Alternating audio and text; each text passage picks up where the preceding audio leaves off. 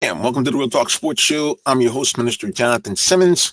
We thank God for all those of you who decided to join us here this morning for our Saturday sports update. You can watch us on multiple platforms. We're pretty much everywhere. We're on Facebook, we're on YouTube, we're on Twitch, and we are on Twitch, Facebook, YouTube, and we're also on Roku on the Phoenix Entertainment channel. Let me put shades on the doors. Wow, here we go. Yes, like I said again, appreciate all those of you who decided to tune in and join us this morning. It is a beautiful morning here. If you are watching us live from Atlanta, you know it's nice, crisp. Fall is here. The leaves are starting to turn on the trees, and the temperatures have started to plummet as we get into the morning hours and evening hours. Temperatures now getting down into the 50s.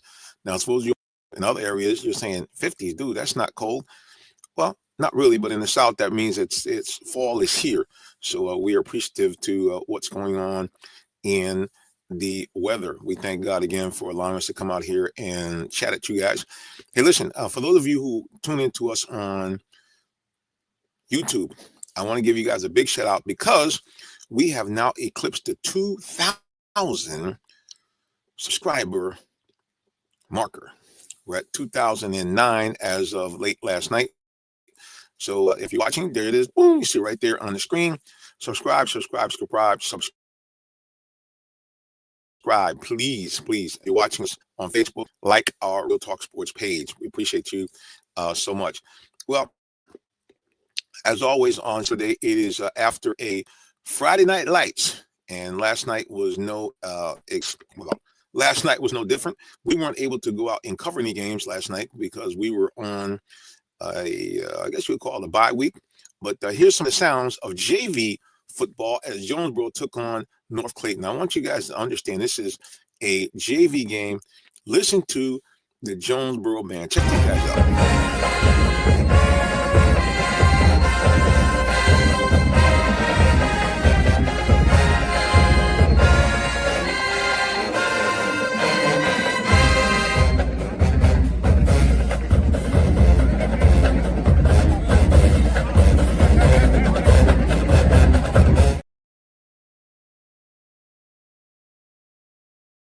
Now, that's a JV game. That's a JV game. That was, of course, the Jonesboro Majestic Marching Cardinals, one of the best bands in the land. And I would say they're one of the best bands, whether you're talking high school or college. These guys are unbelievable. They have been invited all over the country to play. Matter of fact, they are invited to be at next year's Rose Bowl in 2027. I should say 2 years from now. And next year, they're going across the pond to London. That's right. The mayor of London heard about these guys and actually invited them to be a part of the New Year's Eve celebration in London across the pond. So, yeah, this big kudos and big shout out to those guys. But like I said, again, it's amazing to me how these guys come out in just a JV game. And speaking of JV, let's see if I have a little clip of the JV game. Jonesboro taking on, I believe it was Mundy's Mill in the final. Let's take a peek and see if we got any highlights here.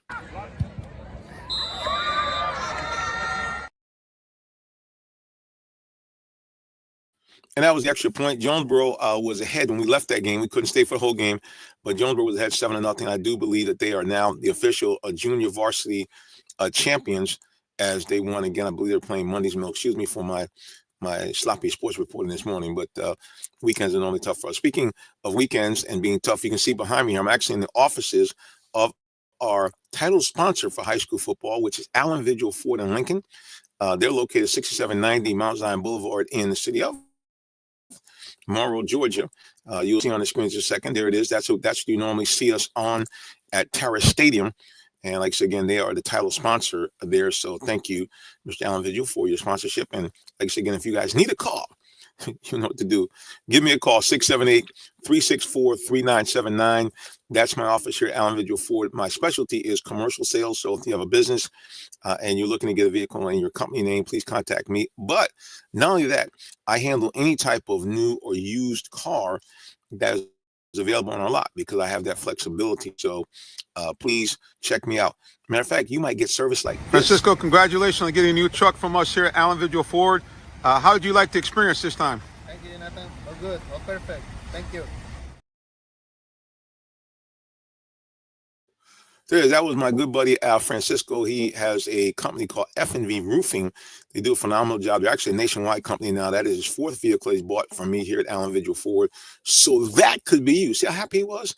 And that truck that he just got standing behind him, we upfitted that truck with the wheels that you saw there. We also do all types of accessories, spraying liners, and that type of thing. Anything can be done to your truck right here at Allen Vigil Ford in Lincoln. So again, give me a call, 678-364-3979. You say, bro, you're doing a lot of plug-in for Allen Vigil. Well, yes, because he's our title sponsor. And number two, people ask me from time to time, hey, Minister, how can we get involved with your show? How can we contribute? Well, you know, on the bigger scale, come on and buy a car from me here at Allen Vigil Ford. But on the smaller scale, you also can take some advertising from us. We'll promote you here on the broadcast, and advertising spots start as little as $50. So you really can't beat that. And we have literally thousands of views on our social media pages and hundreds more also through our Roku channel as well. It might be thousands at this point. So again, check us out. Well, you say, hey, man, how about the sports? Let's get to it. Last night, as I mentioned, Friday Night Lights, high school football, one of our featured teams, the Jonesboro Cardinals, were on the road last night, but it did not matter. They now hit the 500 mark. They went into that game 3-3, but they now are 4-3 after a beatdown. They didn't have to go far. They went right down the road to 12 Oak Stadium, which is located in Lovejoy, which is probably about 20 minutes away from where they do their home games that we broadcast at Terrace Stadium. They took on Monday's Mill. Monday's Mill, a team that has kind of fallen down from where they were a couple of years ago, where they were one of the region's best teams. Now they have not even won a game in the 2025 season. And Jonesboro continued to push them down that road of mediocrity as they whitewashed Monday Mill 49-0. Yeah, 49-0. Jonesboro ran up over 500 yards in total offense and now find themselves at 4-3. And they are now probably right in the top 75 of the teams in the state of Georgia.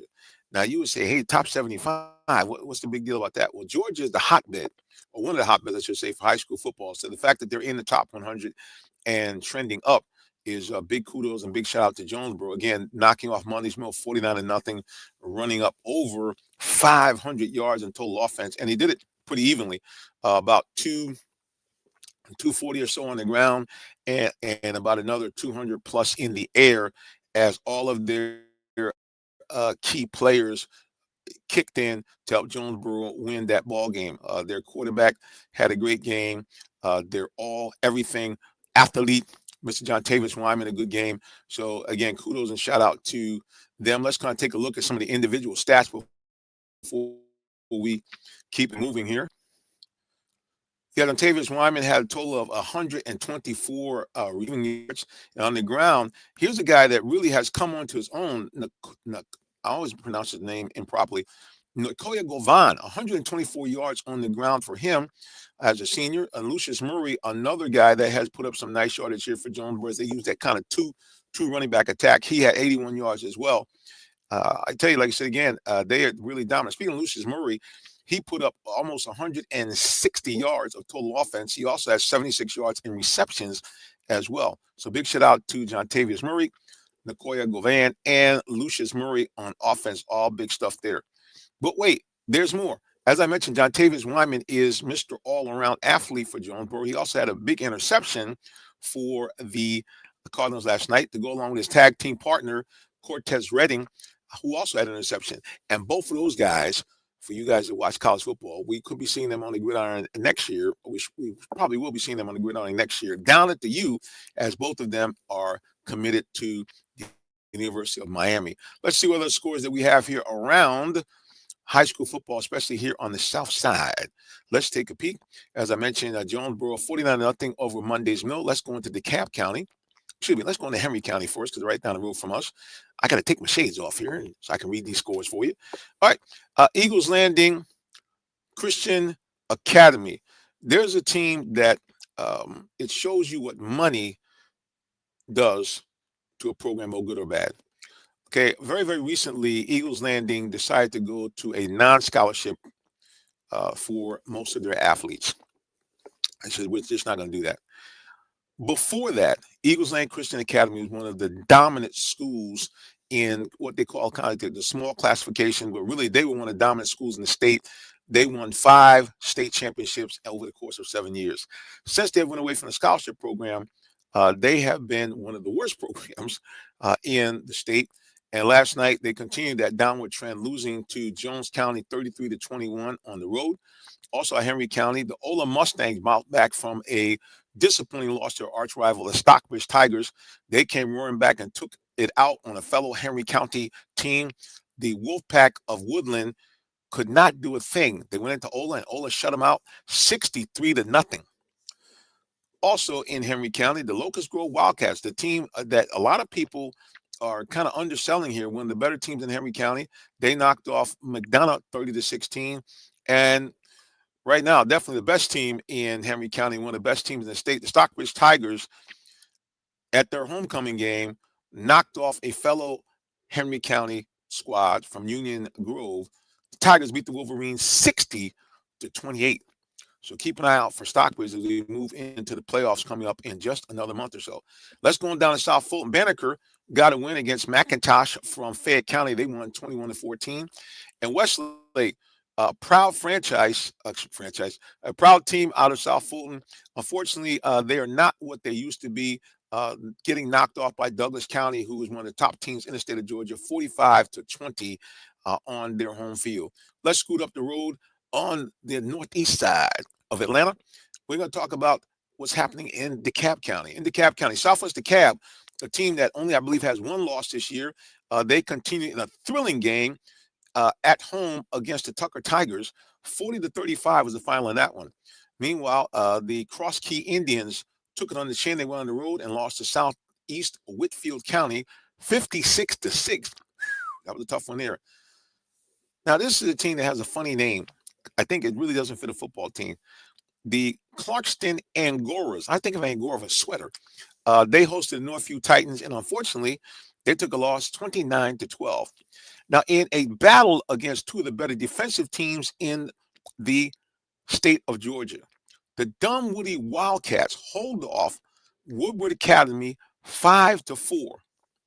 Now, I don't know if that score is a misprint or not, but that's what's showing here on our Real Talk Sports scoreboard. Final score, Dunwoody 5 and Woodward Academy 4. And wrapping it up, here's another team I want you guys to keep a lookout for, and hopefully we'll be able to get some of their people here on our broadcast. The Lithonia Bulldogs out and east off of I-20, which is maybe about 20 minutes or 25 minutes east of Atlanta. The Bulldogs, 49, North Springs 3. I bumped into one of their coaches last week, actually at one of the games here in Clayton County, and he said, hey, man, you got to come up and check us out. That, I believe, is win number 6 for the Bulldogs against only 1 loss. So that's your wrap up here with high school football. Again, if you want to see more scores, go to our page, www.realtalksports.net, hit the high school football tab, and you will see all the scores, not all the scores, but you'll see a scoreboard from Clayton County, Henry County, DeKalb County, and South Fulton. If you click on it, it'll take you to more scores from what's going on around the county. Well, speaking of more, For more of the Real Talk Sports Show, you got to keep it locked right here. We're taking a quick commercial break, and we'll be back with more of the Real Talk Sports Show in just a moment. Don't go anywhere. Thank you very much. Looking for a vehicle? Come to Allen Vigil Ford Lincoln in Morrow, Georgia. We're a family-owned dealership that's been serving the Atlanta area for over 40 years, offering an unbeatable selection of new Fords, Lincolns, and pre-owned vehicles. Enjoy our exceptional customer service and great financing options tailored just for you. Visit us at 6790 Mount Zion Boulevard in Morrow, Georgia, located just 20 minutes from downtown Atlanta. Call us at 678-364-3979 or visit online at allenvigilford.net.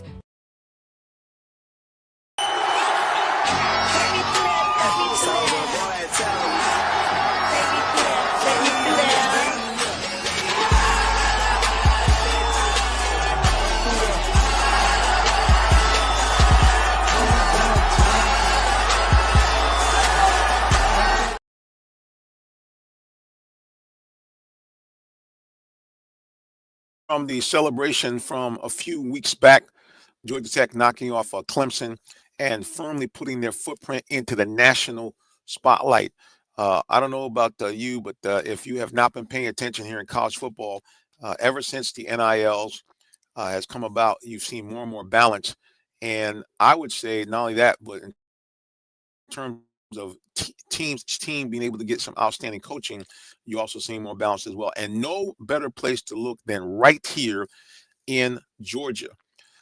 Georgia has been the dominant team across the board pretty much over the last decade as far as college football is concerned in the Southeast and definitely here in the state of Georgia. But wait, what do I hear knocking? I hear the Georgia Tech Yellow Jackets knocking on the door of national rankings and even rankings here in the state of Georgia, as the Georgia Tech Yellow Jackets have been a team over the last 2 years, have been trending up behind head coach Brent Key. The Jackets now find themselves in rarefied air. Jackets are now in the top 15 in the country, first time they've been there in over a decade. And the Jackets are making some noise in the ACC and now have become one of the potential favorites. I shouldn't say that, a huge contender, I should say, to actually take the ACC crown. The Jackets have played outstanding football all year long, and right down the road from us here in what they call the Flats, they'll be taking on Virginia Tech to see if they can continue their streak and continue to make their way up the rankings. Right now, speaking of rankings, let's go to it, and you guys can take a look along with me. I'm going to go here and take a look at the rankings here. And as I mentioned, Georgia Tech is knocking on the door of playoff seeding. Tech is now undefeated, and they are 13. So this outside of that magic top 12 bracket, 13 in the country, 5-0 for the Jackets. Unbelievable job that Coach Brent Key is doing down there. And just like I say, I got to give a big shout out to this team as they continue to build upon what could be a magical season down in the Flats. Well, let's go ahead and look at your your college football rankings, top 20, as we go into another big Saturday of college football. At number 1, the Ohio State Buckeyes, ranked number 1 in the country, undefeated. Right behind them, the U from Miami, number 2. Ohio State been in a few years. They're also undefeated. As a matter of fact, 1, 2, 3, 4, 5, all of the top 7 teams right now are undefeated. Oregon, the Ducks, very, very, very tough team, 5-0. Ole Miss, that's probably one of the biggest surprise, all the way up ranked number 4. Lane Kiffin has got them cooking down in Mississippi. Texas A&M, also back in the line, like 5-0, number 5 in the country. Oklahoma Sooners, they also have rebounded, now find themselves back to where they were for years and years across the 70s, 80s, and 90s, back in the top 10 in the country, number 6 overall. I shouldn't say that, guys. Let me stop right there. Let me stop. Put a break on it. They were dominant through the early 2000s and mid-2000s as well. Okay, so let me just take a woosah moment on that. They won a national title, I believe, in 2001. Baker Mayfield came out of there, the number 1 overall pick in the NFL draft a few years ago, and they've had a string of outstanding quarterbacks. So I'm sorry, Sooners, my bad. I forgot that you guys have already come back. You just had some bumpy years the last year. But at the end of the day, Oklahoma making their noise, number 6 in the nation, followed by Indiana, a team that last year got the college football playoffs. A lot of people thought it kind of was a fluke. But they're back here again at number 7 in the country, 5-0 overall. followed by Alabama. Bama, after starting off really down in the top 20 polls, have inched their way back up. Most of that jump has been over a big win on the road against the Georgia Bulldogs. They find themselves at 4-1 and ranked number 8 in the country. Texas Tech, the Red Raiders, the offensive juggernaut out of the Big 12, they find themselves back in the mix for the national conversation. Number 9 at 5-0. And remember, I talked about those Georgia Bulldogs. Everybody every year picks them, at least for the last 6 or 7 years, as being a top 5 contender. Well, this year, not so much. They still are in the top 10, barely. At number 10, Georgia 4-1, and they have a big game on the road tonight against Auburn. LSU is at number 11, Tennessee at number 12. So that would be, if the playoffs started today, that would be your top 12 teams in there. But like I said, right behind them, Georgia Tech at number 13. There's a couple of surprises right behind Tech as well. Missouri back in the mix at 5-0. Michigan Wolverines 4-1 at number 15. Notre Dame, after being a national championship finalist last year, is tagged with 2 losses already this year and find themselves clinging to the 16th spot. Illinois, number 17. BYU 19. BYU 18. Virginia, a team a lot of people say, when they knocked off Florida State, but we see why. Virginia's a pretty darn good team, ranked number 19 at 5-1. And last but not least, the last team that's kind of a shocker because you're not used to seeing them then, the Commodores of Vanderbilt, number 20, and only there with their lone loss to Alabama. A tough game, which Bama really vaulted themselves back in the top 10. So that's your top 20 right there. And again, the teams you want to kind of take a peek at, teams that are not used to being there. Georgia Tech Yellow Jackets. Like I said again, this team is a team that no one can sleep on. They have a Heisman Trophy a Heisman Trophy candidate in their quarterback, Haynes King. This guy, every time Tech has needed a big win, he has stood up tall and literally put the team on his back. He's averaging, he's averaging right around 300 yards a game in terms of total offense. He can hurt you with his arm, but more importantly, he's the guy that can hurt you with his legs. He has multiple times this year led Georgia Tech in rushing. So again, I know you're saying, dude, talking about a lot of Georgia Tech. That's because they're right down the road from us here in Atlanta, and it's just good to see Tech and all the stuff they're doing here in college football. All right, last but not least, we got to wrap it up real quick as we shut it down. The Atlanta Falcons have a Monday night game against the Buffalo Bills. Bills are coming down to Atlanta, and those Mafia travels deep and hard, and we anticipate probably anywhere between 35 to 45% of the fans that will be in the stadium, Mercedes-Benz in Atlanta, actually Bills fans. Reason why Atlanta is, I don't want to say a front runner fan base, but our fan base is more about the entertainment and having a good time. And the Falcons have inconsistently been able to show that. They certainly did very well against their win against the Commanders a couple of weeks ago. But keep in mind that Commanders team was banged up. Their Pro Bowl receiver out, Pro Bowl quarterback out. A couple other players that didn't play in that game. So although Atlanta won, they were playing against a banged up team. And so now we're going to see what they can do against one of the best, I would say clearly one of the top 4 teams in the NFL, and the Buffalo Bills, the reigning MVP and Josh Allen. And that's going to be the real test of this team to see if they can finally get a big win at home, number 1, which I think would invigorate the fan base. And number 2, put them in a position to really make a run into the playoffs, which anybody really thought this team was going to do anyway. All right, so Falcons taking on the Bills. What do they have to do? It's what I say every week. They're going to have to run the ball.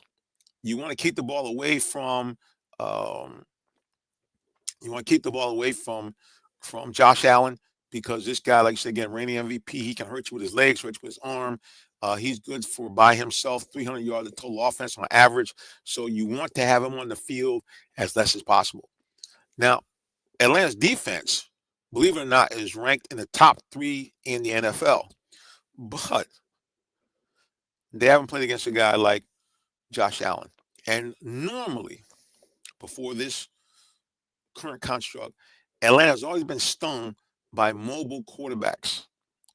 And we saw a little bit of this year with Baker Mayfield scrambling numerous times out of what could have been sacks. and as he led the Bucks to their win. So that's really going to be a big key for the Atlanta Falcons. Are they going to be able to run the ball, which they should be able to? Bijan Robinson should get at least 25 touches in this game, and Tyler Algiers needs to get 10. So you're saying, well, brother, okay, there's only about, on a winning game, a team is going to get between 65 and 70 touches.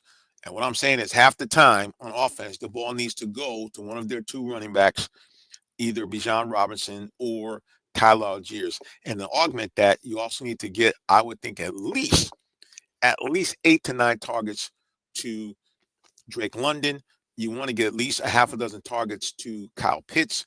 And I think if they can focus on those 4 guys, don't be wrong, you want to take what the defense gives you, but those 4 cogs of your offense, those guys, if they perform well, the Falcons will be in any game where those 4 guys I just mentioned are able to perform.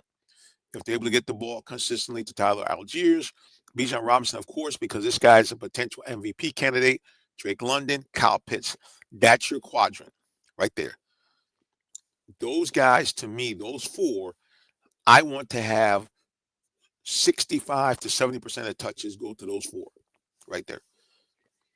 I think that's the Falcons' recipe for playing winning football.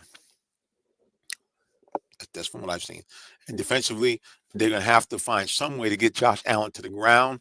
And if they don't, they definitely have to contain him and not let him hurt them picking up yards on the ground, especially in situations where you're in third down. That's something they really, really, really have to focus on, not letting him extend these drives on third down. All right, really quick, let's wrap up some of the scores from last week.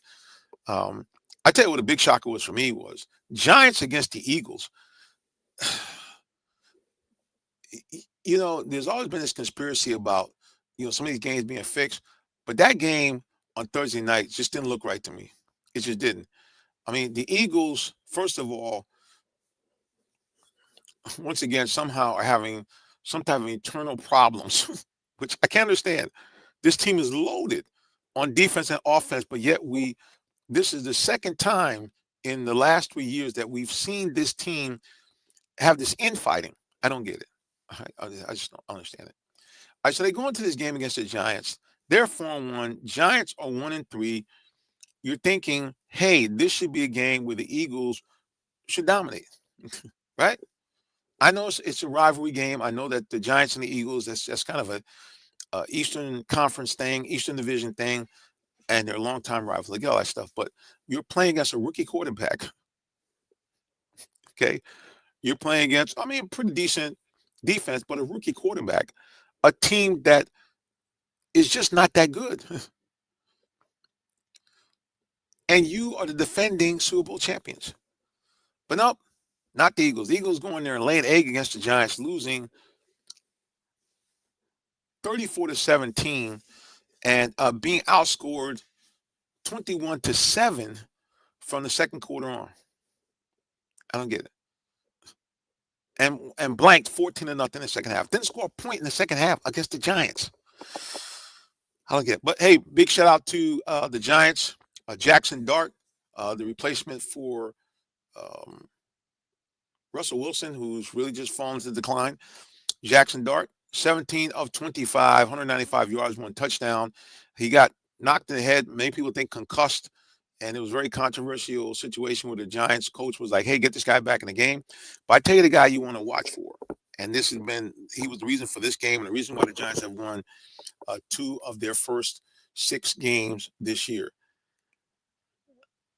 Cameron Scatterbo. This guy is now the darling of the NFL. He's a highlight film waiting to function, man. This guy runs with bat. He's like a bull in a china shop. And this year he's already rushed for 338 yards. And he's been very, very stellar since the Giants have found a way to get in the ball early and often. 19 carries, 96 yards, 3 touchdowns against the Eagles, and really a couple of plays that really had the fans and his fellow teammates on their feet as he bowled over Eagle players to score his touchdown. So that's our wrap up really quick. Hey, we appreciate you guys for checking us on our Saturday Sports Update. Again, keep it locked right here. Listen, for those of you in the Atlanta area, WIGO, the station that we do a lot of our radio broadcasting on, our parent company is actually based in Buffalo. So we have this whole Buffalo to ATL going on. Go to the WIGO website, which is WIGO1570.com. The station is going to be at a couple of different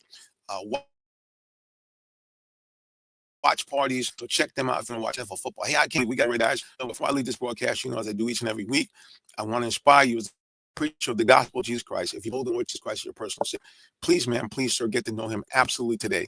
That's your only way to get to heaven. That's the only way you're going to have a life well lived here on the earth.